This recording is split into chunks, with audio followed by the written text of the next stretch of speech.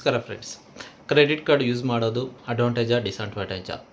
99% ಅಡ್ವಾಂಟೇಜೇ ಇದೆ. ಇದು ಯಾಕಪ್ಪ ಅಂದರೆ ನಿಮ್ಮ ಹತ್ರ ಅಮೌಂಟ್ ಇಲ್ಲ ಅಂದ್ರೂ 45 ಡೇಸ್ವರೆಗೂ ನಿಮಗೆ EMI ಫ್ರೀ ಆಪ್ಷನ್ ಇರುತ್ತೆ. ಅಲ್ಲಿವರೆಗೂ ನೀವು ಯಾವುದೇ ರೀತಿ ಅಮೌಂಟ್ ಪೇ ಮಾಡೋ ಅವಶ್ಯಕತೆ ಇರೋಲ್ಲ. ಮತ್ತು ನೀವೇನಾದರೂ ಆನ್ಲೈನ್ ಪರ್ಚೇಸು ಮತ್ತು ಮೂವಿ ಟಿಕೆಟ್ ಬುಕ್ ಮಾಡೋದು, ಮತ್ತು ನೀವೇನಾದರೂ ಆನ್ಲೈನ್ ಶಾಪಿಂಗ್ ಮೊಬೈಲ್ ಪರ್ಚೇಸ್ ಮಾಡೋದು, ಅಥವಾ ನೀವೇನಾದರೂ ಗ್ಯಾಜೆಟ್ಸ್ ಪರ್ಚೇಸ್ ಮಾಡೋದು, ಇದಕ್ಕೆಲ್ಲನೂ ತುಂಬಾ ಅಂದರೆ ತುಂಬ ಡಿಸ್ಕೌಂಟ್ಸ್ ಕೊಡ್ತಾ ಇರುತ್ತೆ ಮತ್ತು ಆಫರ್ ನಡೀತಾ ಇರುತ್ತೆ. ಸೊ ನೀವು ಸೆಲೆಕ್ಟೆಡ್ ಕಾರ್ಸ್ ತೊಗೊಳ್ಳೋದ್ರಿಂದ ನಿಮಗೆ ತುಂಬಾ ಬೆನಿಫಿಟ್ ಇರುತ್ತೆ. ಮತ್ತು ಏರ್ಪೋರ್ಟ್ ಲಾಂಚಸ್ ಫ್ರೀ ಇರುತ್ತೆ. ಡೊಮೆಸ್ಟಿಕ್ಕು ಮತ್ತು ಇಂಟರ್ನ್ಯಾಷನಲ್ಲು ಯೂಸ್ ಮಾಡ್ಬೋದು. ಅಂದರೆ ₹2 ಪೇ ಮಾಡೋದ್ರಿಂದ ನಿಮಗೆ ಇವೆಲ್ಲ ಸಿಗ್ತಾ ಇರುತ್ತೆ ಕ್ರೆಡಿಟ್ ಕಾರ್ಡು. ಡಿಸ್ಅಡ್ವಾಂಟೇಜ್ ಎಲ್ಲಿ ಬರುತ್ತೆ ಅಂದರೆ ನಿಮ್ಮ ಹತ್ರ ಪೇ ಮಾಡದೇ ಇದ್ದಾಗ ಡಿಸ್ಅಡ್ವಾಂಟೇಜ್ ಬರುತ್ತೆ.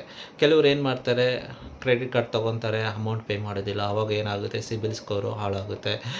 ಮತ್ತು ಮಿನಿಮಮ್ ಅಮೌಂಟ್ನ ಪೇ ಮಾಡ್ತಾರೆ. ಇದು ತುಂಬ ಅಂದರೆ ತುಂಬ ಟ್ರ್ಯಾಪ್ ಮಾಡೋ ವಿಷಯ ಆಗಿರುತ್ತೆ. ಯಾಕಪ್ಪ ಅಂದರೆ ನೀವು ಫುಲ್ ಅಮೌಂಟ್ ಪೇ ಮಾಡೋದಿಲ್ಲ, ಓನ್ಲಿ ಮಿನಿಮಮ್ ಅಮೌಂಟು ಪೇ ಮಾಡ್ತೀರಾ. ನೀವು EMI ಕೂಡ ಕನ್ವರ್ಟ್ ಮಾಡ್ಕೊಳ್ಳೋಲ್ಲ, ಓನ್ಲಿ ಮಿನಿಮಮ್ ಅಮೌಂಟ್ ಪೇ ಮಾಡೋದ್ರಿಂದ ಏನಪ್ಪ ಆಗುತ್ತೆ ಅಂದರೆ ನಿಮಗೆ ನೀವು ಯೂಸ್ ಮಾಡಿರೋ ಅಮೌಂಟ್ ಮೇಲೆ ಅವರು ಬಡ್ಡಿ 30-40% ಹಾಕ್ತಾ ಇರ್ತಾರೆ. ನಿಮಗೆ ಗೊತ್ತೇ ಆಗೋದಿಲ್ಲ. ನೀವೇನು ಅಂದ್ಕೊಂಡಿರ್ತೀರ, ಮಿನಿಮಮ್ ಪೇ ಅಮೌಂಟ್ ಮಾಡೋದ್ರಿಂದ ನಾವು ಸೇವ್ ಆಗ್ಬೋದು, ಸಿಬಿಲ್ಗೆ ಏನೂ ಎಫೆಕ್ಟ್ ಆಗೋಲ್ಲ ಅಂತ ನೀವು ಯೋಚನೆ ಮಾಡ್ತಾ ಇರ್ತೀರ. ಆದರೆ ಅಲ್ಲೇ ಪ್ರಾಬ್ಲಮ್ಮು ಸ್ಟಾರ್ಟ್ ಆಗುತ್ತೆ. ನಿಮಗೆ ಬಡ್ಡಿ ಜಾಸ್ತಿ ಹಾಕ್ತಾನೆ ಇರ್ತಾರೆ, ನಿಮಗೆ ಗೊತ್ತೇ ಆಗೋದೇ ಇಲ್ಲ. ಸೊ ಮಿನಿಮಮ್ ಅಮೌಂಟು ಪೇ ಮಾಡೋಕ್ಕೆ ಹೋಗಬೇಡಿ. ಆನ್ ಟೈಮ್ ಪೇಮೆಂಟ್ ಮಾಡೋದ್ರಿಂದ ಕ್ರೆಡಿಟ್ ಕಾರ್ಡ್ ಯಾವಾಗೂ ನಮಗೆ ಅಡ್ವಾಂಟೇಜಾಗೆ ಇರುತ್ತೆ.